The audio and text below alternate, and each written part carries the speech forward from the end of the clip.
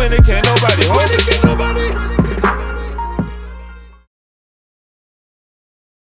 It's been heavy, you know.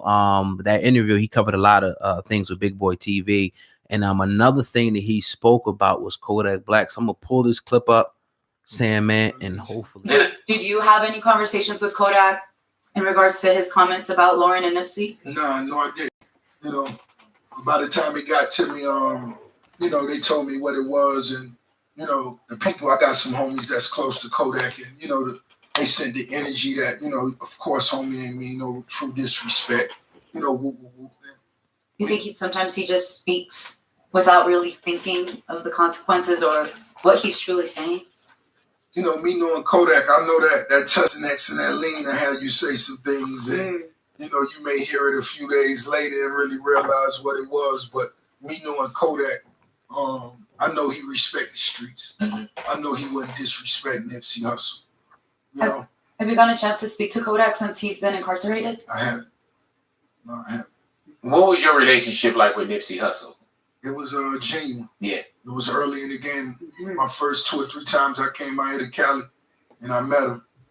He was one of the first artists that I built a relationship with, him and another homie, Don Kennedy. Yeah. So I know the rest of the interview was on Big Boys TV. I want to play a quick excerpt from that, saying, man, before I let you go all the way in to defend Kodak Black, your boy, and call him a kid for his comment, we talked about this a lot, and I think I brought this up on a few different occasions. I'm like, yo, a lot of these guys be high as hell. They could be off Molly, off E-pills, off lean, off whatever, and they get on the camera and they start saying all this crazy shit, and people thinking that it's them just being sober. Nah, and it's just once it's out there, the blogs get it, the websites get it, and it just goes where it goes. And that's, I wanted to make that point. Like, yo, a lot of these dudes are young.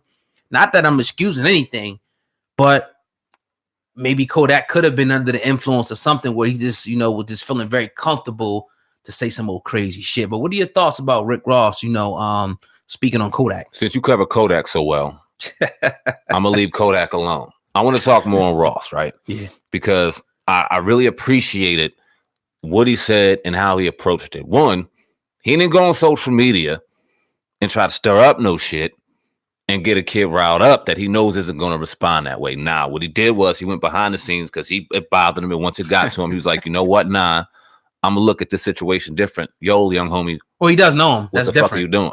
T.I. might not know him. Got him in his fucking museum. He know him on social media enough if he cared enough. But okay, we ain't going to get on T.I. today. But I love the fact that he went and approached it the right way and got a real answer. And knows him to the fact where, and like you said so many times, a lot of these kids are under the influence of God knows what, sitting on social media looking for acceptance, saying God knows fucking what. And he said something that should have stayed in his brain at that time. No doubt about it.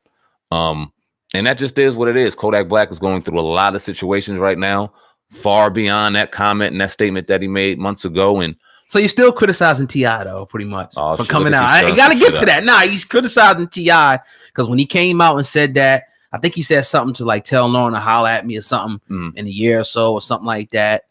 You said that T.I. should have went behind the scenes and contacted Kodak Black as opposed to getting online and blasting him, simply because, I mean, Kodak did say it too. It was released online. So, I mean, that'd be the best place, you know, to address it. So what is the problem though with taking shots at T.I., man? First off, I ain't taking shots at T.I., you shit talker, shit starting ass motherfucker. But I'll say it then and I'll say it now. I don't agree with people getting on social media to air out their problems. And when the game went on there and he went on his rant on Kodak Black, and when T.I. went on his rant about Kodak Black, and when he said expeditiously, and now that's just quoted, and now that's famous everywhere. Where was the real solution at? Now, obviously, it was a real situation going on. Kodak said some ignorant shit and deserved to be checked. I'm not saying that. Right. But there's proper ways in doing it. And I asked myself, and I asked T.I., would you have responded like that at 21? Game, would you have responded like that? I know good and goddamn well somebody came to me and tried to check me on the internet. Fuck you, fuck you. Yeah, I'm already on God knows what. You're not about to sit here and try to embarrass me. I'm on here for acceptance anyway. You're not about to sit here and embarrass me. Right. And OGs should know better. And that's why I appreciate Ross going, nah, you wrong for that, young homie. But what's going on? And it's remember, you got the Miami connection, the Haitian connection. I get it. With these guys. So it's a little bit, you know, probably behind the scenes. Passe. Yeah, it's a little close knit.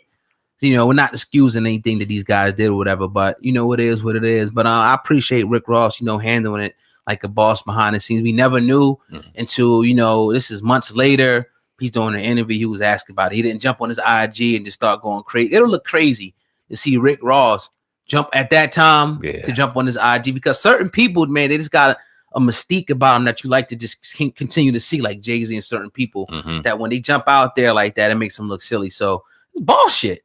You know what I mean? He handled it like a boss. So again, man, Kodak Black has a lot of other problems to be worried about, you know, than this. He just, you know, we talked about, you know, on the other day, him, I forget the chick, Young Miami, I think he said something about the baby and whatnot. And Ross gave him a pass for that too. He said they didn't mean no harm.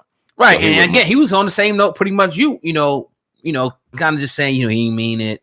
He's young. He didn't say he was young, but that was your whole thing. And you know, I mean, you know, shout out to Kodak, man. You know, we don't agree with some of the things that he said or do, but he has a lot of things to deal with. So, you know, here's the thing. I'd rather sit back and give that young brother constructive criticism and watch him go through shit, because we didn't, all right, like a Wallow 267, right? Loved right now. Out here doing so many positive things, but what people didn't get to watch on camera is him do all his knucklehead shit in 20s, 19, 21, 22. That's a good point. Yeah. We get to watch a lot of these kids do their knucklehead shit, and then we judge them on it. I want to see him live.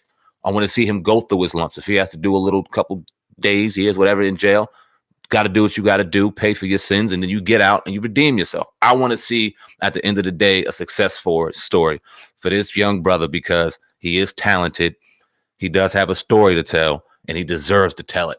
And I just want him to be able to go through the evolution to be able to tell it the right way. Really? So I'm gonna give him criticism, but at the end of the day, I want to see him move realistically on. Do you see Kodak Black even getting out of prison anytime soon with all the you know, cases that he's facing right now? I think 2 or 3 open cases at this point. One for the sexual assault, one for the crossing the Canadian border, I think it was, with a pistol. Crossing back over. Yeah. So do you see him doing any serious time?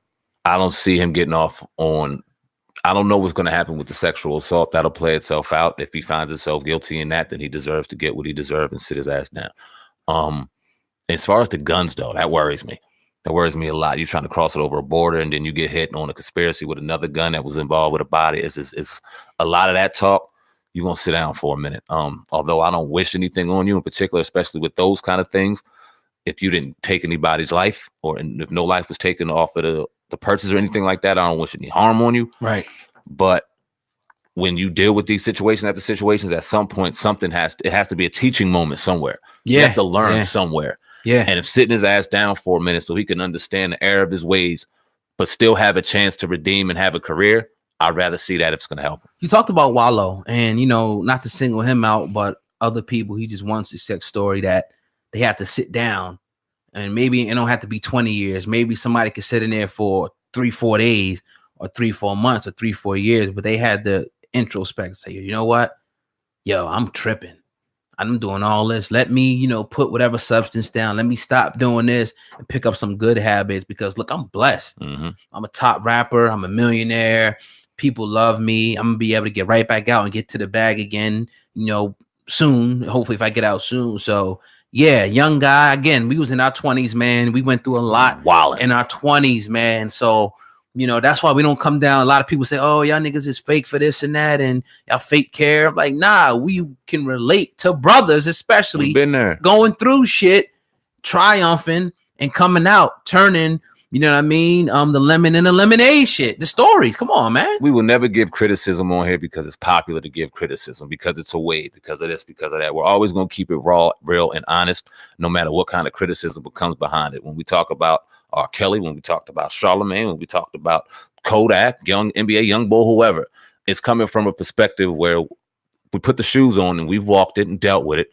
So we're going to give some advice to kind of give a positive response from it, even though we got to give criticism where criticism is due. We're always going to do that. I'm not going to sugarcoat it or fall behind nothing. It has to be done. We getting it in, man. Got to. Definitely. So yeah, man. Hip Hop Uncensored podcast. You're tuned in. You're rocking with the motherfucking best. They don't know, in the building, man. We excited, man, to continue this podcast right now, man. Episode 203. We're going to keep on banging each and every week, man. So make sure that y'all download the radio.com app as well. Easy. Go to your app store and put radio.com in, and you can type in the Hip Hop Uncensored podcast, man, and follow us there. And obviously also you can leave a rating anywhere between 1 to 5, and you can subscribe to this channel because it's easier just to subscribe and make sure you ain't gotta search for it. It just pops right up every morning. When we drop an episode, it'll pop right up on your phone. You could just go ahead and put your earphones in and check it out, man. So yeah, man, another fire dynamic episode. Unless you got something else you want to, we got the 47-minute mark. You want whatever you want to do. You got the time mark and all that. That's what's up, man. Yeah. Hopefully y'all your blunt, whatever y'all rolled up this morning lasted. Y'all had your cup of coffee, your water with lime, whatever y'all vice is during the morning.